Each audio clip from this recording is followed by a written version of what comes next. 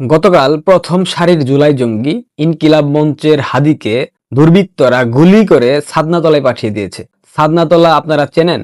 পশ্চিমবঙ্গের বাঙালিরা নিশ্চয়ই চেনেন ছাদনাতলা কি জিনিস। তবে আমি ছাদনাতলা বলতে বুঝিয়েছি এমন একটা স্থান যেখানে গেলে ফেরার সম্ভাবনা খুব কম থাকে। গণমাধ্যমে দেখলাম ইনকিলাব মঞ্চের হাদিকে ছাদনাতলা থেকে বকুলতলায় নিয়ে যাওয়া হয়েছে। বকুলতলায় হয়তোবা শেষ নিঃশ্বাস ত্যাগ করতে পারে, সৃষ্টিকর্তার ডাকে ওপারে চলে যেতে পারে ইনকিলাব মঞ্চের জঙ্গি হাদি। আপনাদেরকে একটা চমৎকার তথ্য দেই। জুলাই জঙ্গি যেগুলো আছে, হাসনাত, সার্জিস, নাহিদ ইসলাম, আসিফ মাহমুদ, সজীব ভুইয়া, এদের মতো যারা জুলাই জঙ্গি আরো বাদবাকি আছে, এরা প্রত্যেকেই কিন্তু পিনাকির পুত্র। পিনাকি এদের কেমন পিতা জানেন? পিনাকি হচ্ছে এদের আদি পিতা। এই আদি পিতা পিনাকি গতকাল হাদির ঘটনাকে কেন্দ্র করে ফেসবুকে একটা স্ট্যাটাস দিয়েছে, সৃষ্টিকর্তা তুমি আমারে নিয়ে যাও, বিনিময়ে তুমি হাদিরে ফিরিয়ে দাও। হে সৃষ্টিকর্তা, তোমার কাছে দুহাত তুলে প্রার্থনা করতেছি। হে সৃষ্টিকর্তা, পিনাকি দীর্ঘদিন যাবৎ বাংলাদেশের জামাত ইসলাম, ধর্মান্ধ তৌহিদি জনতা, মৌলবাদী, জঙ্গি, সন্ত্রাসী, উগ্রপন্থীদেরকে যেভাবে আগলে রেখেছে, যেভাবে তাদেরকে কাছে রেখেছে, পাশে রেখেছে, যেভাবে তাদেরকে প্রতিনিয়ত ঘুল খাইয়ে বাংলাদেশে রাজনীতি করতেছে, যেভাবে পিনাকি প্রতিনিয়ত এই ধর্মান্ধদেরকে পুঁজি করে ব্যবসা চালাচ্ছে, হে সৃষ্টিকর্তা এদের প্রত্যেকের মুখের দিকে তাকিয়ে তুমি পিনাকির দোয়াটাকে কবুল করে নাও। হে সৃষ্টিকর্তা তুমি পিনাকিরে নিয়ে নাও, তুমি হাদিরে ফিরাইয়া দাও। হে সৃষ্টিকর্তা পিনাকি যদি চলে যায় তবে বাংলাদেশটা শান্তি পাবে। হে সৃষ্টিকর্তা তুমি পিনাকিরে নিয়ে নাও, সৃষ্টিকর্তা তুমি হাদিরে দিয়ে দাও, সৃষ্টিকর্তা প্রয়োজনে ইলিয়াসকেও নিয়ে নাও, সৃষ্টিকর্তা জুলকার নাইন সায়েরকেও নিয়ে নাও, সৃষ্টিকর্তা তাসনিম খলিলকে নিয়ে নাও, সৃষ্টিকর্তা বিনিময়ে ইনকিলাব মঞ্চের হাদিকে ফিরিয়ে দাও। হে মাবুদ, হে মাবুদ তুমি ফিরিয়ে দাও। এই প্রথমবার পিনাকির একটা কথায় আমি একমত পোষণ করছি, সৃষ্টিকর্তা পিনাকিকে নিয়ে নিক, বিনিময়ে হাদিকে ফিরাই দিক। কারণ হাদির থেকেও জঘন্যতম নর্দমার কীট হলো পিনাকি ভট্টাচার্য। হাদির এই ঘটনাকে কেন্দ্র করে একাধিক নাটক মঞ্চায়ন করা হচ্ছে। মির্জা আব্বাস একজন বর্ষিয়ান নেতা হিসেবে চিনি, তিনি একজন বীর মুক্তিযোদ্ধা। বাংলাদেশ আওয়ামী লীগের 15 বছরের শাসনামলে মির্জা আব্বাস কখনো কোথাও গিয়ে প্রতিবন্ধকতার শিকার হয়েছেন?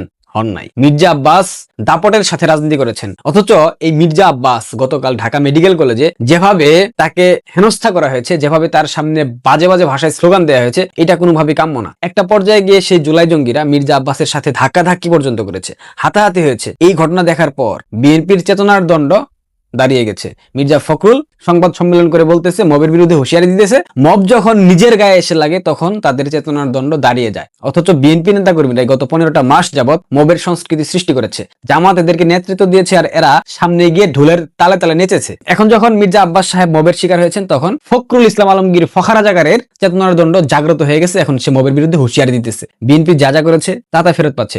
আমি আপনাদেরকে বলতাম না একটা কথা সবসময়, প্রকৃতি কখনো কাউকেই খালি হাতে ফেরে না। প্রত্যেকটা ঋণ সময় মতো সুদ আসল সমেত শোধ করে, এবং বিএনপির ঋণ শোধ করার সময় অলরেডি চলে এসেছে। খেলা বোঝা যাচ্ছে কি ঘটতেছে, আপনারা কি বুঝতে পারছেন? বিএনপি কি বুঝতে পারছে খেলাটা আসলে কি হচ্ছে? এদিকে বিহারী পুত্র ইলিয়াস ফেসবুকে স্ট্যাটাস দিয়ে জানিয়ে দিয়েছে, চাঁদ আব্বাসকে হাদির মামলার 1 নম্বর আসামি করা হোক। চাঁদ আব্বাস মানে মির্জা আব্বাসকে বোঝানো হয়েছে। ইলেকশন কমিশন কিংবা বাংলাদেশের সংবিধান হোয়াটএভার যাই বলেন না কেন, স্পষ্ট উল্লেখিত আছে কোনো আসামি নির্বাচন করতে পারবে না। যদি হাদি কোনোভাবে মরে যায় সেক্ষেত্রে মির্জা আব্বাস সেই মামলার প্রধান আসামি হবেন, এটা এক বাক্যে বলে দেওয়া যায়। যদিও একটা নাটক অলরেডি সরকার করে ফেলেছে। ছাত্রলীগের সহসভাপতি ঢাকা মহানগর উত্তরের এবং আদাবর থানা ছাত্রলীগ ঢাকা মহানগর উত্তরের অন্তর্গত, এটার সাধারণ সম্পাদক এবং সাবেক সভাপতি, সে নাকি হাদিকে গুলি করেছে। অথচ যে ফয়সাল দাউদ খান হোয়াটএভার কিছু একটা বলা হয়েছে যার নাম, সেই নামে ঢাকা মহানগর উত্তর ছাত্রলীগের কখনো কোনো নেতা ছিল না, এবং আদাবর থানা ছাত্রলীগের সাবেক কোনো সভাপতির নাম ফয়সাল দাউদ খান ছিল না। এই যে নাটক, এই নাটকটা করেছে কে জানেন? সেই জুলাই জঙ্গি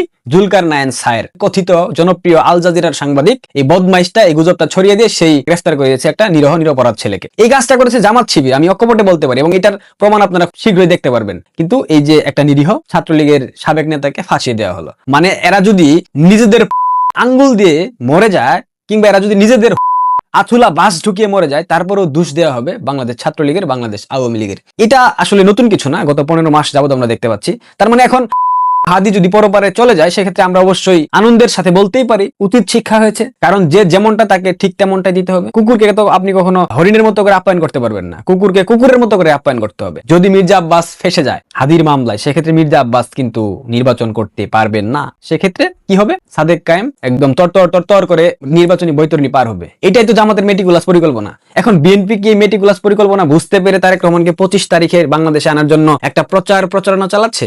বিএনপি কি বুঝতে পারছে না তাদের উপর দিয়ে কি নেমে আসতেছে, ভবিষ্যতে কি হতে পারে? তারেক রহমান 25 ডিসেম্বর তিনি নাকি বাংলাদেশে ফিরবেন। এখন কোন সালের 25 ডিসেম্বর? 2026, 2027 নাকি 2028? কোনটা? এটা তো উল্লেখিত নাই। 25 ডিসেম্বর তারেক রহমান বাংলাদেশে ফিরে আসছেন একথা জানিয়েছেন মির্জা ফখরুল ইসলাম আলমগীর। এখন সেই 25 ডিসেম্বর আদৌ বাংলাদেশে আসবে কিনা, কিংবা সেই কোন সালের 25 ডিসেম্বর তারেক রহমান বাংলাদেশে ফিরে যাবেন সেটা আমরা জানি না, সেটা হয়তো বা সময় আমাদেরকে বলে দেবে। সব থেকে চাঞ্চল্যকর যে তথ্য, নাহিদ ইসলাম একটি স্টেটমেন্ট দিয়েছে হাদির ঘটনাকে কেন্দ্র করে। আওয়ামী লীগের বিচার চেয়েছে, আওয়ামী লীগকে আজীবনের জন্য ধ্বংস করে দিতে বলেছে, বিভিন্ন কথা বলেছে। মানে তাদের প্রত্যেকটা কথার মধ্যে নির্বাচনকে কিভাবে প্রলম্বিত করা যায়, নির্বাচনকে কিভাবে বানচাল করা যায়, প্রতীকী একটা আশ্বাস আমি খুঁজে পেয়েছি। আপনারা নিশ্চয়ই সেই ভিডিওটা দেখলে বুঝতে পারবেন। দেখেন ভিডিওটা। এটা আমরা লাস্ট চান্স দিচ্ছি। এই সরকার, এই নির্বাচন কমিশন যদি নিরাপত্তা দিতে না পারে, যদি তারা এই দোষীদেরকে বিচারের আওতায় না মানতে পারে, যদি আওয়ামী লীগকে সম্পূর্ণভাবে নির্মূলের ব্যবস্থা করতে না পারে, পরে এই সরকারের বিরুদ্ধে আমাদের একটা ব্যবস্থা নিতে হবে। নির্বাচন কমিশন কিভাবে ওসমান হাদিকে নিরাপত্তা দেবে এটা আমার মাথায় আসছে না। নাহিদ ইসলাম বলতেছে এই সরকার, ওকে ফাইন, এই সরকারের দায় আছে, হাদিকে হামলা করা হয়েছে, হাদি গুলিবিদ্ধ হয়েছে, হাদি জীবন মৃত্যুর সন্ধিক্ষণে দাঁড়িয়ে আছে, এক্ষেত্রে পুরো দায়টা অন্তর্বর্তীকালীন সরকারের এবং তার প্রশাসনের। কিন্তু এখানে নির্বাচন কমিশন কোত্থেকে আসলো? হাদির সাথে নির্বাচন কমিশনের সম্পৃক্ততা কি? হাদি মরে গেল নাকি হাদি ভুগে চলে গেল, এটা নির্বাচন কমিশনের দেখার বিষয় না। নির্বাচন কমিশন তফসিল ঘোষণা করেছে মানে কি এই দায়িত্ব নির্বাচন কমিশন নেবে? এই ধরনের অবান্তর কথা বলে সামাজিক যোগাযোগ মাধ্যমে 2-4টা লাইক পাওয়া যায়, ভাইরাল হওয়া যায়, কিন্তু রাজনৈতিক প্রজ্ঞার পরিচয় এসব কথা কখনো দেয় না। গদা নাহিদ, নেক্সট লক্ষ্যবস্তু তুমিও হতে পারো, সাবধানে থেকো, যে কোনো সময় যে কোনো অঘটন ঘটে যেতে পারে। যাই হোক, সুদখোর ইউনূস হাদির সকল যে চিকিৎসার ব্যয় সেটা বহন করবে সরকারের পক্ষ থেকে, সেটা বলা হয়েছে। এই হামলা নাকি আবার বলেছে বাংলাদেশের অস্তিত্বের উপর আঘাত। হাদির মতো একটা চৌবাচ্চা টুকাইকে হামলা করেছে, এটা নাকি বাংলাদেশের অস্তিত্বের উপর আঘাত এনেছে। ছাত্রলীগের নেতাকর্মীরা মারা গেলে সেখানে আবেগ অনুভূতি কাজ করে না। দুদিন পূর্বে মমিন নামে যে ছেলেটা মরে গেল, তাকে নিয়ে মিডিয়াতে কোনো সংবাদ আমরা দেখি নাই। অথচ হাদির মতো একটা থার্ড ক্লাস এই আগাছার জন্য এত মায়া, বিহারি পল্লীতে এত কান্না, বিহারিরা এত কান্নাকাটি করছে। অর্থাৎ পাকিস্তানি পাকি পেতাত্তাদের একটা চেতনার দণ্ড জাগ্রত হয়ে গেছে উসমান হাদিকে কেন্দ্র করে, এবং এটা একটা এক্সাম্পল সৃষ্টি হয়েছে। এবং হাদিকে যে হামলা করা হয়েছে এটা মেসেজ, এবং এই মেসেজটা হতে পারে জামাতের পক্ষ থেকে দিচ্ছি, হতে পারে বিএনপির পক্ষ থেকে দিচ্ছি, হতে পারে আওয়ামী লীগের পক্ষ থেকে দিচ্ছি। জুলাই জঙ্গিরা যারা গত 15টা মাস দেশকে ধ্বংসের দিকে ঠেলে দিয়েছে, যারা গত 15টা মাস যাবৎ দেশটাকে অস্থিতিশীল করে রেখেছে, এদের প্রত্যেকের জন্য এটা একটা বার্তা।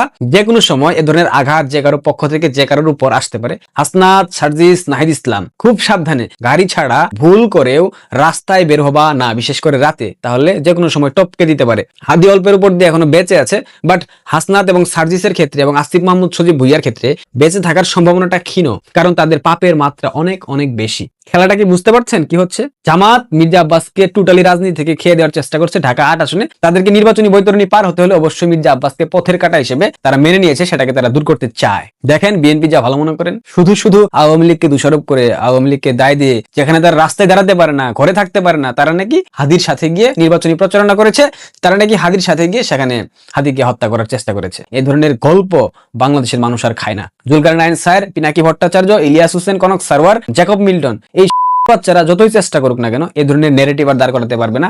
বাংলাদেশের মানুষ এখন বুঝে গেছে সব পাট পার। ভালো থাকবেন, শেয়ার করে দিবেন।